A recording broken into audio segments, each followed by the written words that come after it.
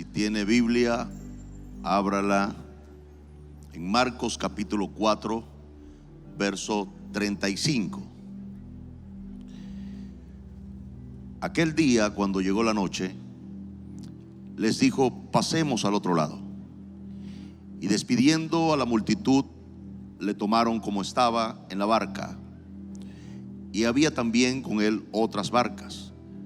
Pero se levantó una gran tempestad de viento y echaba las olas en la barca de tal manera que ya se anegaba. Y él estaba en la popa, durmiendo sobre un cabezal. Y le despertaron y le dijeron: Maestro, ¿no tienes cuidado que perecemos? Y levantándose reprendió al viento y dijo al mar: Calla, enmudece. Y cesó el viento y se hizo grande bonanza. Y les dijo: ¿por qué estáis así amedrentados? ¿Cómo? ¿No tenéis fe?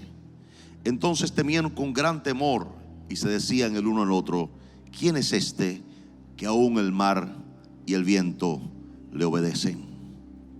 Mi tema en esta mañana: un barco que se llama Venezuela.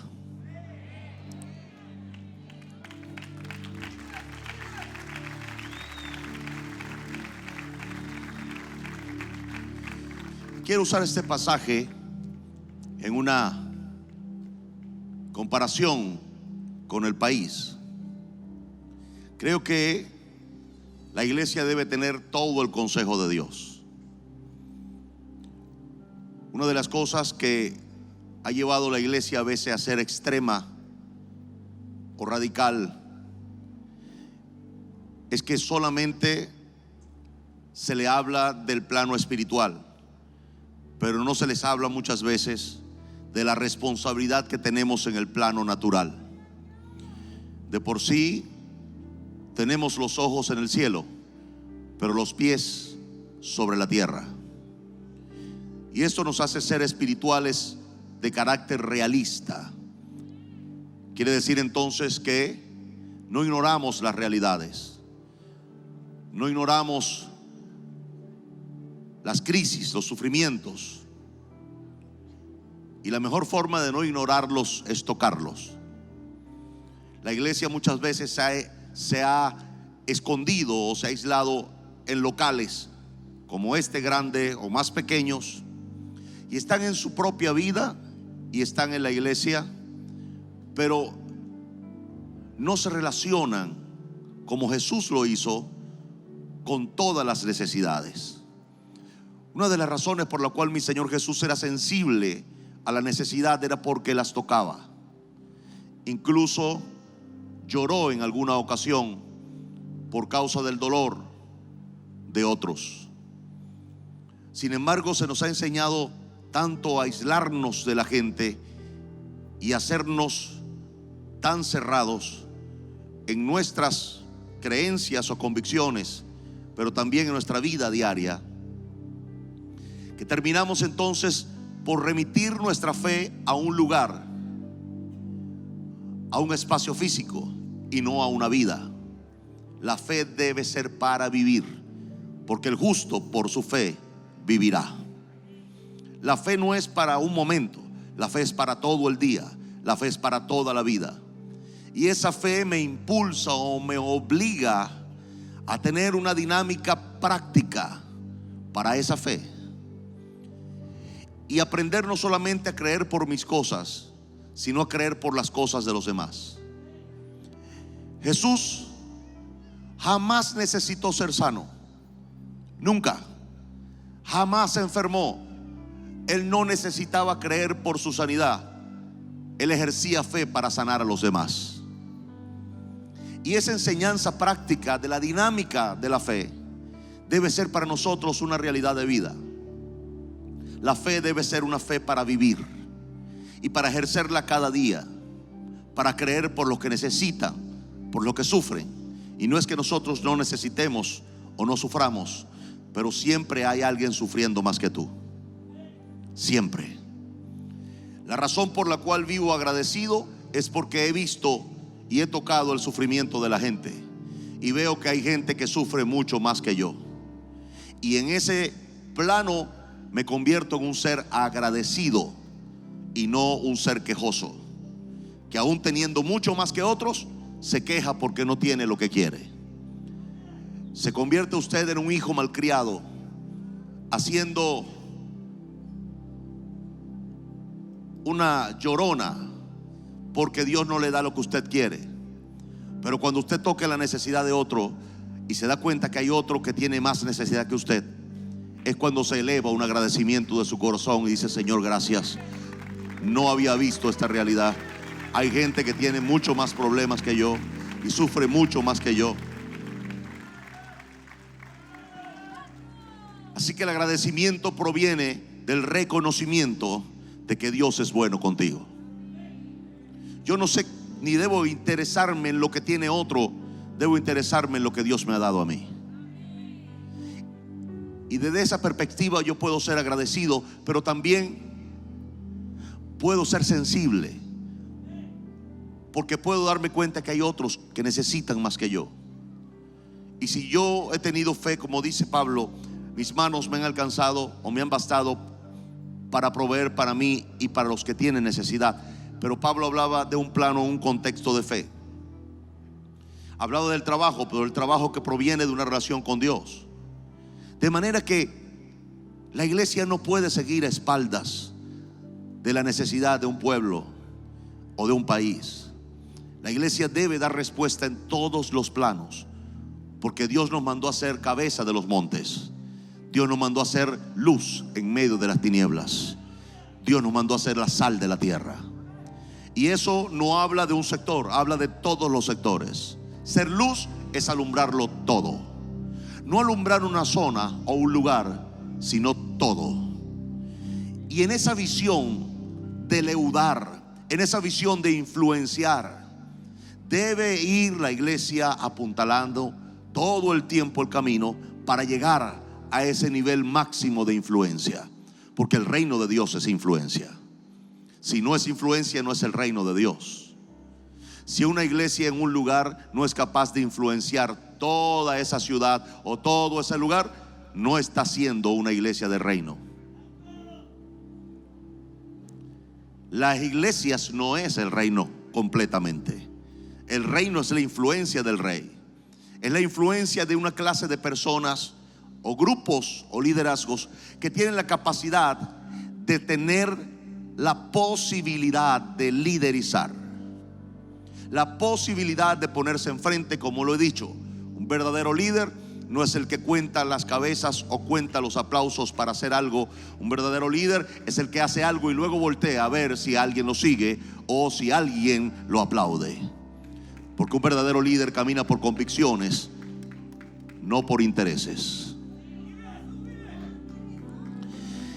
Y ese es el liderazgo que ejercía mi Señor Jesús. Un liderazgo tan decidido y absoluto que cuando Él dijo: el que no coma mi carne y beba mi sangre no es digno de entrar al reino de los cielos. Y usted conoce la historia. Ese día la mayoría de los discípulos se apartaron. Y Pedro se le ocurrió decirle: Señor, la gente se está yendo porque las palabras que estás diciendo son muy duras y muy difíciles de asimilar. Jesús lo vio y le dijo: ¿y tú o ustedes qué quieren hacer? ¿Quieren irse también? Váyanse. Mi mensaje no depende de lo que ustedes piensen o de lo que ustedes digan, sino de lo que Dios ponga en mi corazón. Y eso siempre será lo que diga. Un líder verdadero jamás está pensando en lo que pueda decir la gente, sino en lo que Dios diga. Estoy hablando de un liderazgo basado en convicciones cristianas. Y en ese sentido, o en esa dirección, nos hacemos influyentes. Influyentes. No todo el mundo se relaciona con Dios como usted o yo me relaciono con Dios. Pero lo que sí es cierto es que el 93% de este país cree que Jesús es Dios. De diferentes religiones, de diferentes condiciones, pero todos creen en esa posibilidad. De manera que cuando hablamos de liderazgo, entonces estamos hablando de concretarlo, porque la gente está ahí. La iglesia cristiana es la que tiene mayor capacidad de generar liderazgos en este país. Y creo que en el mundo entero. siendo la religión cristiana la que más creyentes tiene en todo el mundo. En todo el mundo. De manera que este asunto ha estado avanzando, pero tenemos que empezar a ser visionarios y no solamente preocuparnos o ocuparnos de nuestras congregaciones, sino empezarnos a ocuparnos de regiones y de países. Y parece ser un mensaje para una convención, como si yo tuviera aquí pastores de todo el mundo, pero por internet los tengo. Y cada pastor en cada país debe pensar de esa manera. Debe montarse sobre una visión más grande que cuatro paredes. Debe montarse en una visión que trascienda y que llegue a las fronteras de su país. Debe montarse sobre una visión que pueda tocar mayorías y no minorías. En una visión que incluya en un corazón que ame más que un grupo pequeño todo un país. Y esa es la clase de liderazgo que Dios quiere usar en este tiempo.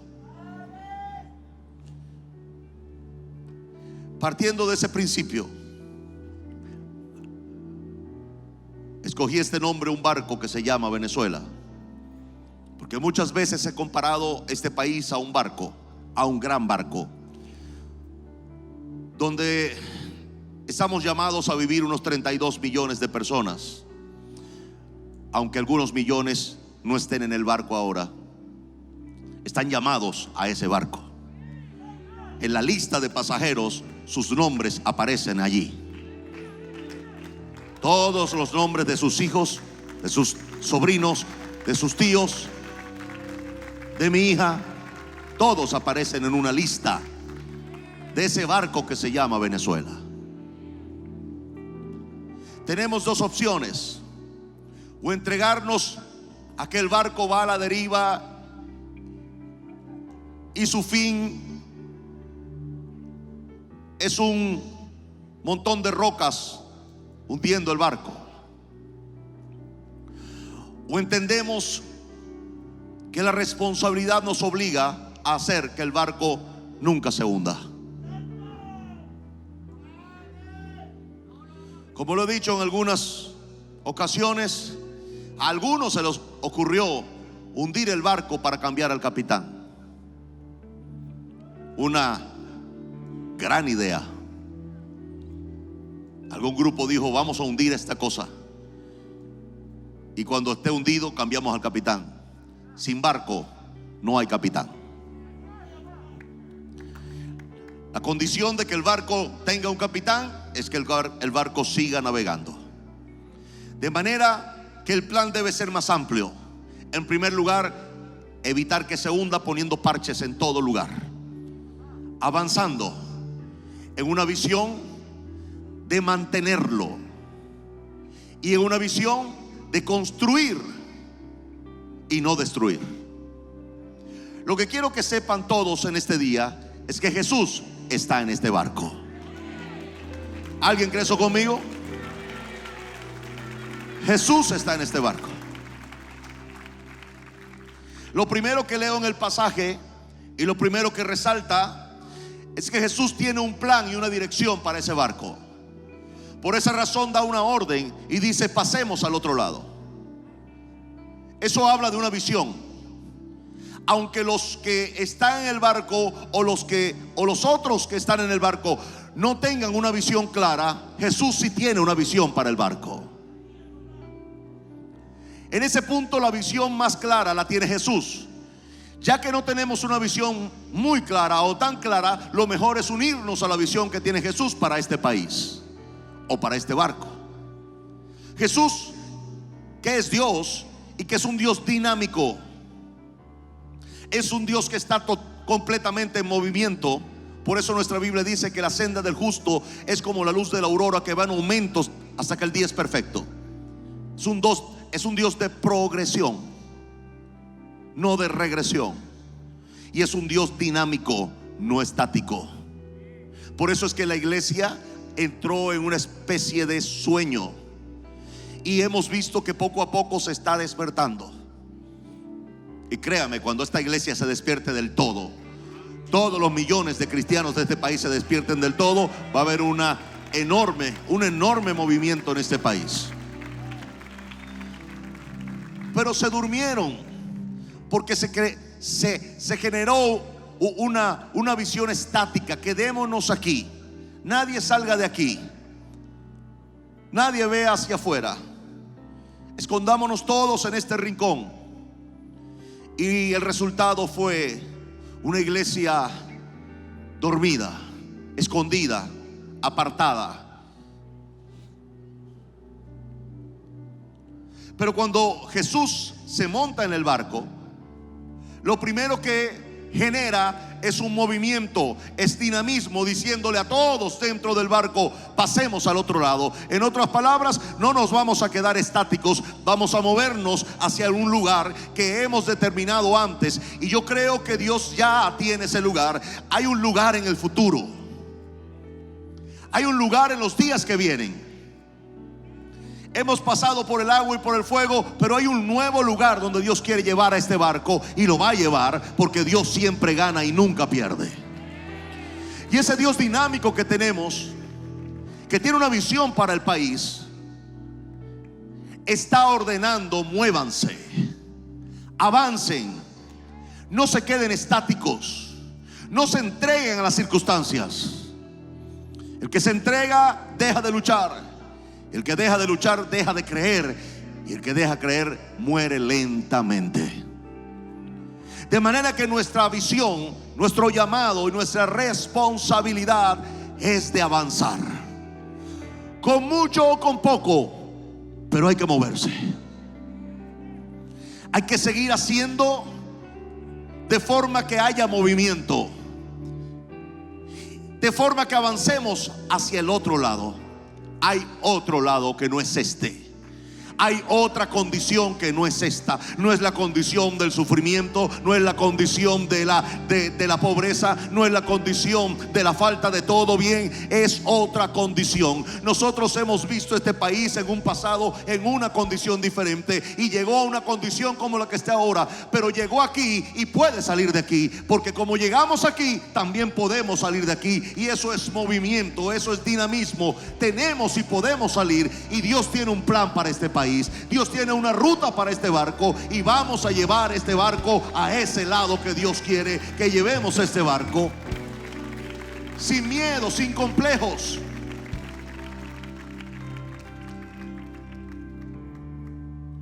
Pero no tenemos las herramientas o no tenemos las posibilidades, construyámosla. Pero no nos entreguemos. Jesús tiene un plan para este barco. Ahora, me llama la atención que cuando mi Señor Jesús da la orden de pasemos al otro lado, era de noche. Léalo, está ahí. ¿Por qué Jesús esperaría la noche para pasar al otro lado? ¿Por qué Jesús esperaría la noche, sabiendo en su sabiduría y conociendo en sus capacidades de Dios que iba a azotar este barco una gran tormenta? ¿Por qué Jesús no la evitó? ¿O por qué Jesús no evitó que el barco enfrentara semejante tormenta? Jesús, que sabía las cosas, aborda el barco en la noche y ordena que el barco se ponga en movimiento en la noche, cuando hay menos visibilidad, cuando hay menos capacidades para enfrentar tormentas, cuando hay más necesidades. Pero es que Jesús siempre se manifiesta cuando la cosa se pone peor. Y cuando la cosa se pone peor y Jesús se manifiesta, es porque estamos avanzando hacia el otro lado. ¿Alguien cree eso conmigo en esta mañana? Les dijo: pasemos al otro lado. Y esa visión de Jesús se convierte en una orden para los creyentes. Volver a repetir eso. Esa visión de Jesús se convierte en una orden para los creyentes. No es que yo ahora quiera pasar al otro lado, es que Jesús necesita que yo pase al otro lado. Es una orden que debemos cumplir como creyentes, como cristianos. Pero déjeme decirle algo: este viaje o este trayecto hasta el otro lado de noche lo hacen solo los mejores marineros. Los marineros que tengan miedo, póngase en la popa. No hay problema, pero quédese en el barco. Jesús se pone enfrente de marineros gallardos, de marineros valientes, de marineros atrevidos, de marineros que no le temen a la noche, ni al conflicto, ni al problema, ni a las necesidades, que no le temen a la orden y mucho menos a las incapacidades. Ellos están seguros que si Jesús está aquí en el barco, este barco va a llegar al otro lado, que lo que se requiere es gallardía y valentía para ponerse al frente al barco y empezar a empujarlo. Aunque haya otro capitán en el lugar, nosotros los marineros valientes, nosotros los marineros visionarios, nosotros los marineros que estamos obedeciendo la orden de Jesús, vamos a hacer que el barco llegue al otro lado. Y después vamos a decidir, o en el camino vamos a decidir quién va a ser el capitán del barco. Pero mientras tanto vamos a llevar este barco a puerto seguro, con construcción, con dinamismo, con innovación y con una visión. Estos marineros son convocados para el peor momento, pero el peor momento va a ser el momento más histórico de este país. ¿Alguien dice amén a eso?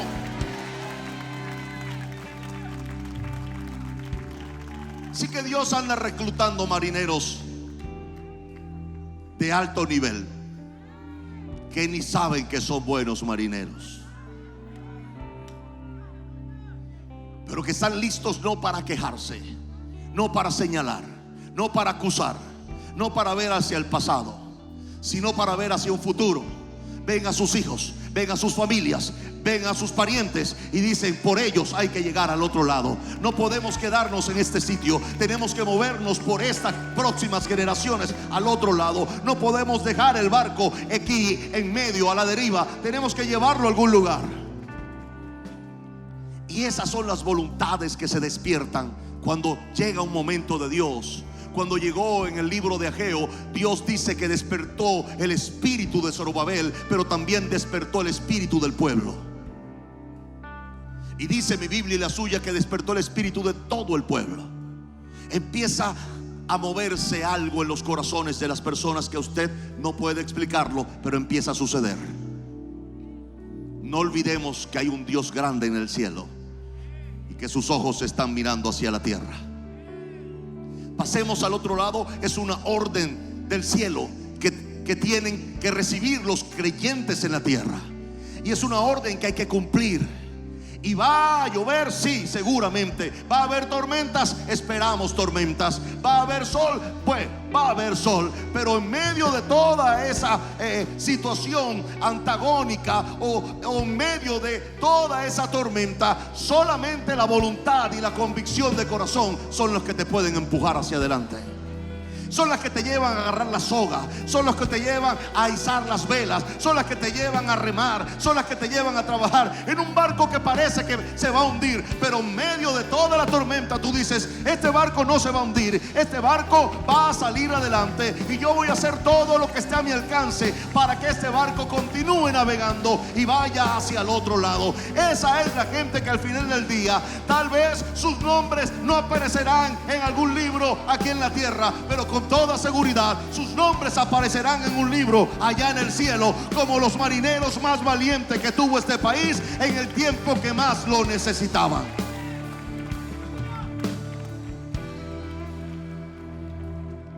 Respeto a los que se fueron, y una de las razones por la cual luchamos es para que ellos regresen.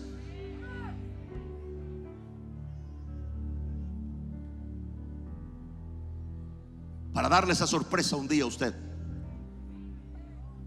o alguno de ustedes no quiere oír esa puerta o ese toque. Y cuando abra la puerta, Ahí está. Ese hijo, esa hija, ese familiar que se fue con su maleta y con sus ojos llenos de alegría, diciéndole: he regresado. Por ellos hay que luchar. Por los que se quedaron hay que luchar. Y Jesús está en el barco. Sorprendentemente, en vez de Jesús irse porque la cosa estaba fea, Jesús llegó por la cosa estaba fea. Jesús aparece en los peores momentos. Él mismo dirigiendo a los marineros, aunque haya un capitán arriba o un capitán en el timón. Jesús, note bien que no se interesó por ser el capitán, se interesó por dirigir a los marineros. Voy a volver a repetir eso. Vi que pasó alta y no la agarró mucha gente. Jesús, en un plano espiritual, no se ocupó ni se preocupó por él ser el capitán, sino que se ocupó de ser líder de los marineros.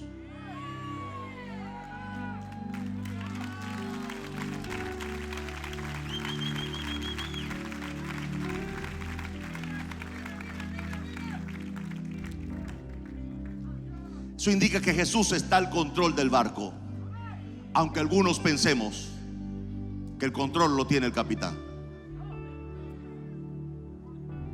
No nos equivoquemos. Tal vez el mal capitán nos metió en esta situación, pero Jesús nos va a sacar con su dirección, con sus estrategias, con sus órdenes a sus marineros. Pero el capitán hay que cambiarlo, no hay duda. Pero no lo vamos a cambiar con motines. No lo vamos a cambiar abriéndole un boquete al barco. Vamos a cambiarlo oyendo a Jesús y siguiendo sus órdenes, porque el barco va a puerto seguro. ¿Alguien puede creer conmigo eso?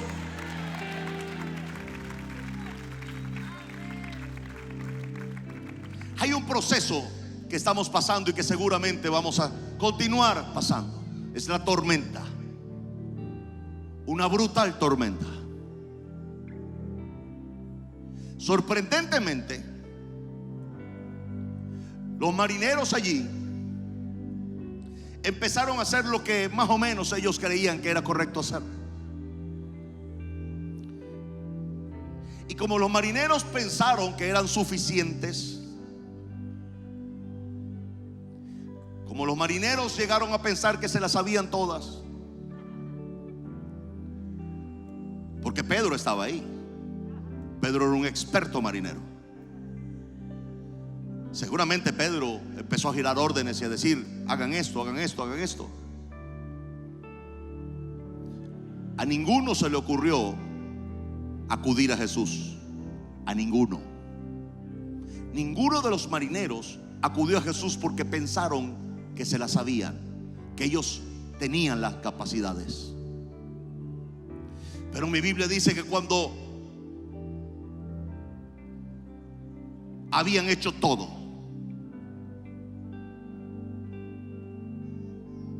habían planeado motines, habían planeado golpes contra el capitán, pero resulta que el capitán seguía en el timón, derecho hacia la tormenta. Finalmente, los marineros tuvieron que acudir a Jesús. Y sabe, Jesús los dejó. La gente piensa que mi Señor Jesús es intervencionista. No es intervencionista. El que viene a mí, dice él, yo no le echo fuera. Pero la condición es el que viene a mí. Otro verso dice: acercaos a mí y yo me acercaré a vosotros. O sea, el paso de buscar a Dios debe ser del que lo necesita. Eso está en la Biblia muy claro. Pero ya que Jesús no lo consultaba a nadie, ¿sabe lo que hizo Jesús? se puso a dormir, se acostó, acomodó un poco de mecate que había ahí, lo puso como almohada, y mi Señor Jesús, en medio de la tormenta, dormía como un bebé. Esa es una de las características de la paz de Dios. Cualquiera duerme en bonanza, pero si usted es capaz de dormir en tormentas, usted cree en Jesús verdaderamente.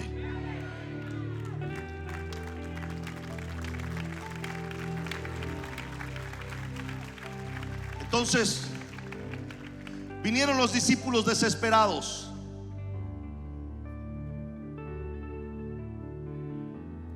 Y Jesús en el cabezal dormía. Y alguien se atrevió a despertarlo, creo que fue Pedro. Siempre Pedro era el más salido o el más metido. Y le dice: Señor, maestro. Jesús se abre los ojos, se estira.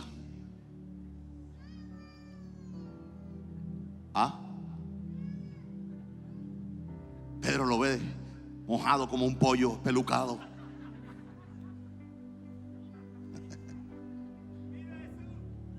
Lo ve de arriba abajo Jesús a él y le dice: Señor, ¿no tienes cuidado de que perecemos? En otras palabras, Señor, ¿no estás viendo que nos estamos hundiendo y nos estamos a punto de morir ahogados? Parece que no te importa, Señor.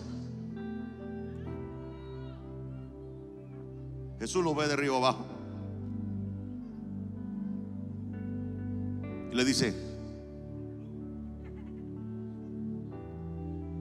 Pedro se aparta. Jesús se sube a la punta del barco, pie abajo, pie arriba, se yergue hacia adelante y le dice al viento: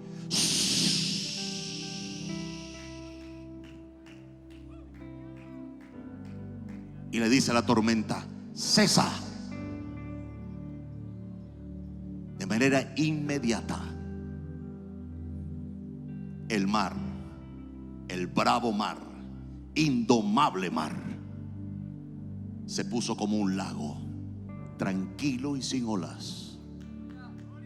Y el viento solo cerró su boca para no poder seguir soplando.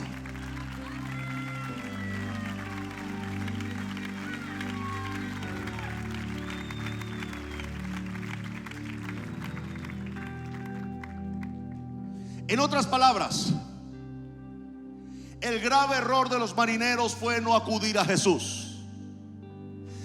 El error de estos marineros no lo va a cometer estos marineros. Vamos a acudir a Jesús cada día para pedirle al Señor estrategias, para pedirle al Señor recursos, porque si Dios no lo hace, nadie lo hace.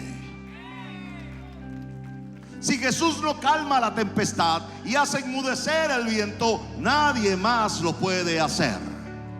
No tenemos con nosotros a un Dios perdedor, sino a un Dios ganador, que dice en su palabra que en Él usted y yo somos mucho más que vencedores. Quiere decir que el diseño de cada creyente en Cristo Jesús no es perder, sino ganar. Que las derrotas son el resultado de poca relación con Dios o sencillamente mucha autosuficiencia. Pero con Dios nunca se pierde y siempre se gana. Ahora bien, Jesús hace que el mar y el viento enmudezcan del todo, pero también da una gran lección. La solución para el barco es Jesús. No planes, no estrategias humanas, sino estrategias y planes de carácter espiritual. No estoy diciendo que no terminen siendo estrategias, pero estrategias que provengan de algo más alto que tu mente. Estrategias que provengan mucho más allá de tus capacidades. Yo soy un creyente práctico, no un creyente nominal. La fe la uso para vivir. He llegado hasta aquí creyendo por cada cosa, por cada bolívar hoy, por cada dólar. Es difícil que algunas personas reconozcan esto, pero yo no lo he hecho para que otras personas lo reconozcan. Lo he hecho en primer lugar para que mi familia lo reconozca, que son los primeros en haber visto cómo, de dónde hemos venido, cómo hemos venido construyendo desde abajo, desde las bases. Quien construye desde las bases y construye más hacia abajo, teniendo bases profundas, son los que mañana llegan más alto. Porque los edificios que construye son firmes. Las familias que construyen son firmes. Las cosas que construyen son firmes. Estas personas usualmente se van con Dios y sus obras quedan por muchos años, porque se ocuparon más de cavar hacia abajo que construir hacia arriba. Nunca se engañe. Esos grandes amanes que usted ve, o enormes robles que usted ve, la misma altura que tienen hacia arriba es la misma profundidad que tienen hacia abajo. Sus raíces son tan profundas como lo es su tronco y su follaje hacia arriba. Por eso cuando las tormentas vienen, no los mueven. Mueven sus ramas, mueven sus hojas, pero la esencia del árbol queda permanentemente estable. Y eso es lo que dice el Salmo. Eso es lo que nos enseña el Señor en la vida. No hacer personas independientes que pueden enfrentar todo y con sus capacidades vencerlo. Eso es humanismo, eso existe. Pero yo hablo del cristianismo. Hablo de la fe en Jesús, que convierte mendigos en reyes, que convierte gente vil, menospreciada y débil en gente fuerte. Cuando el requisito para ser grande es ser hábil, inteligente, capaz, etcétera, bueno, el grupo se reduce. Pero mi Biblia dice que lo vil y menospreciado del mundo escogió Dios. Quiere decir que todos califican para que Dios los use en un área de su vida. Quiere decir que todos califican y son tan buenos como otros. Que Jesús no derramó su sangre por los mejores, sino por todos. Que al final a Jesús no le importa el envase, sino el contenido.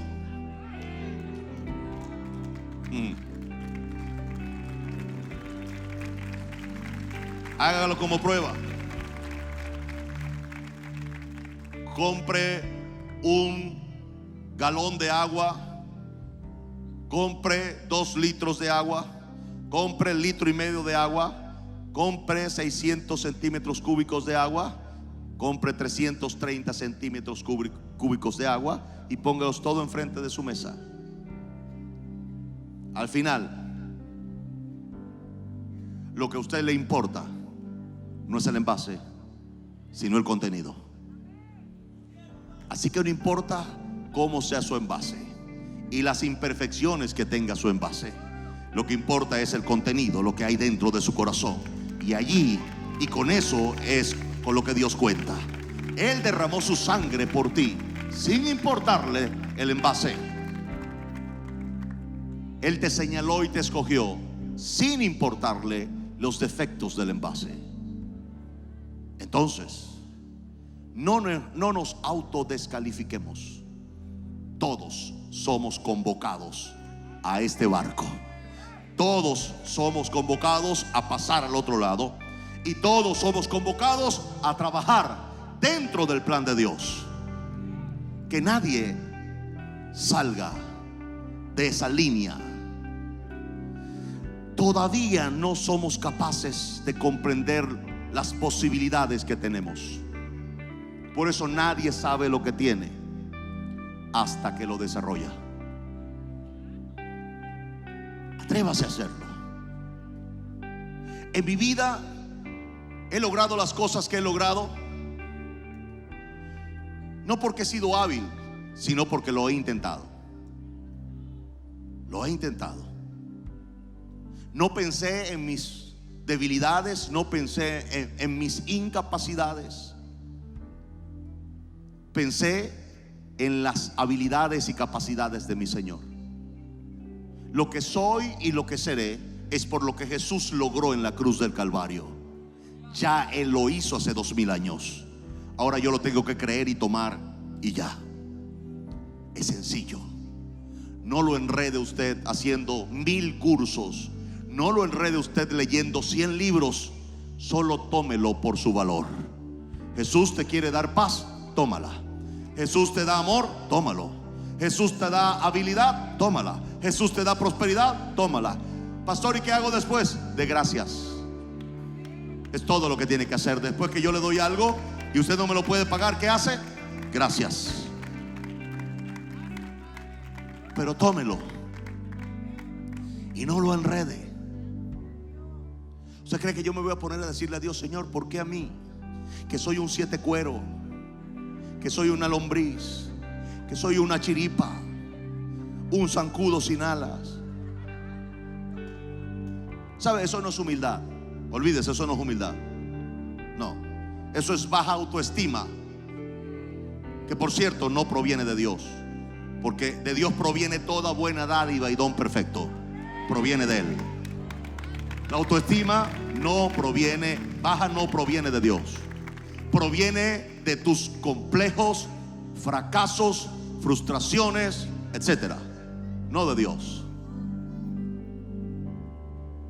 De manera que cuando Dios te da algo, no tienes que llenar el requisito de tu mente, sino el requisito de tu corazón. Y es allí cuando un corazón humilde lo recibe sin merecerlo. Se llama gracia. El favor inmerecido de Dios. No lo merezco, pero Dios me lo dio.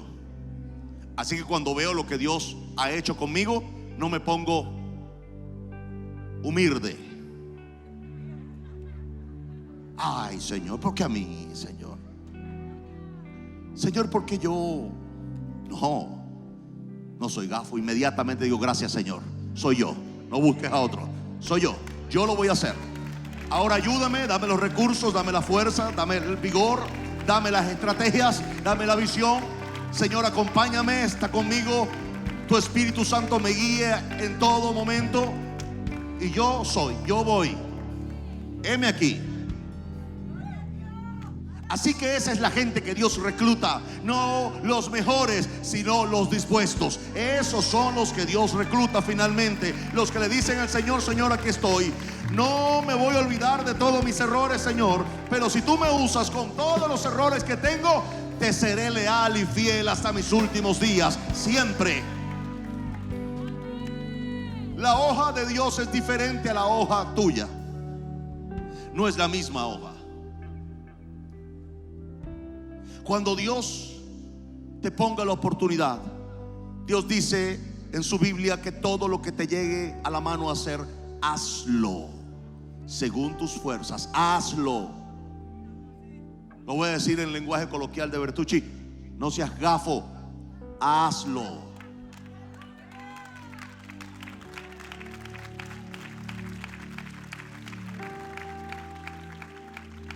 No, pero es que me da miedito. ¿Usted cree que a mí no me da miedo en algún momento? ¿Usted cree que yo en las noches no pienso? ¿O en el día no pienso en mis faltas e incapacidades Claro que lo hago. Pero tengo que reponerme ante eso. Tengo que decirme a mí mismo: Dios vio algo en mí que yo no he visto ni he descubierto.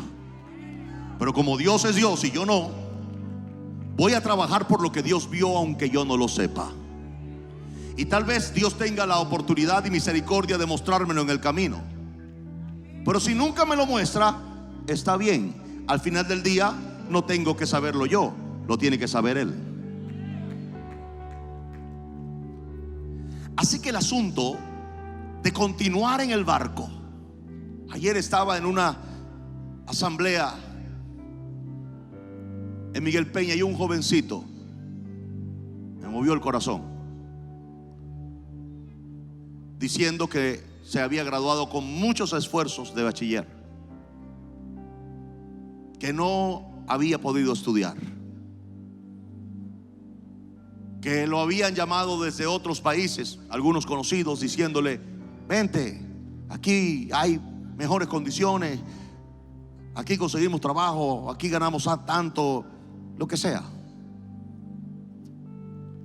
Y el muchacho decía estas palabras, y no tiene nada, no tiene ninguna razón para quedarse, no tiene una casa para quedarse, no tiene un carro para quedarse, no tiene un empleo para quedarse, no tiene dinero ni para estudiar, para quedarse. Es decir, nada lo ata a este barco. Sin embargo, al final de sus palabras, con mucha seguridad, me dijo: pero nunca me voy a ir, este es mi país y aquí me voy a quedar.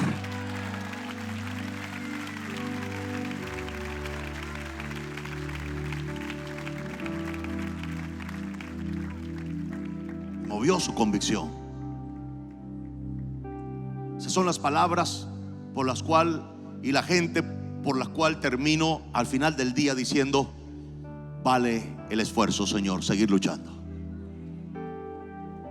Por estos, por esa doctora que habló después del muchacho, que al referirse a los niños se puso a llorar.